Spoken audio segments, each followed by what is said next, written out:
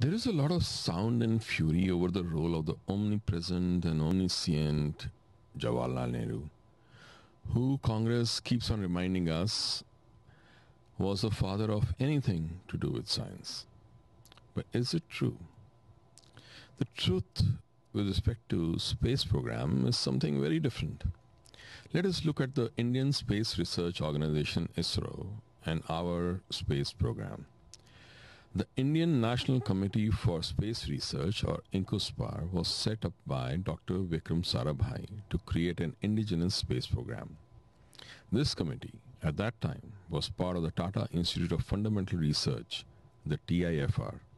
And the TIFR was founded on the insistence of Dr. Homi Bhabha, who wrote to Sir Dorabji Tata Trust asking for financial assistance. J.R.D. Tata at that time supported Dr. Homi Bhabha's idea, and TIFR was set up on June 1st, 1945, before independence, before Nehru was making any decisions for India. The institute was initially set up within the campus of the Indian Institute of Science, Bangalore.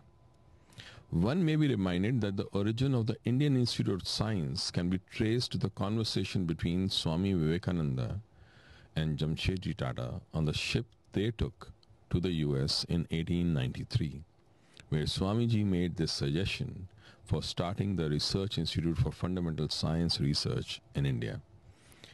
And Jamshedji followed that up. So coming back to Chacha Nehru and space. Well, it so happens that Nehru explicitly rejected the request for TIFR founder Dr. Homi Bhabha for funding research in the 5-year plan. Nehru had stalled the funding for that space program at that time. He writes on 30th of June 1960, "My dear Homi, your letter of the 28th June, also your letter to Trivedi. It may be rather late to make any change in the draft of the 5-year plan. I have written to Trivedi to see what can be done. But apart from this, you need not attach too much importance to the draft at this stage. It is supposed to be very provisional. I don't think there is much point in your coming here now. I am going away to Kashmir for a few days on the second morning. For the rest, we are very busy now with the threat of a general strike." If at all, Nehru did not want to fund the space program further at that time. The progress and funding of this work was done via Tata Institute of Fundamental Research, TIFR, and not the Government of India.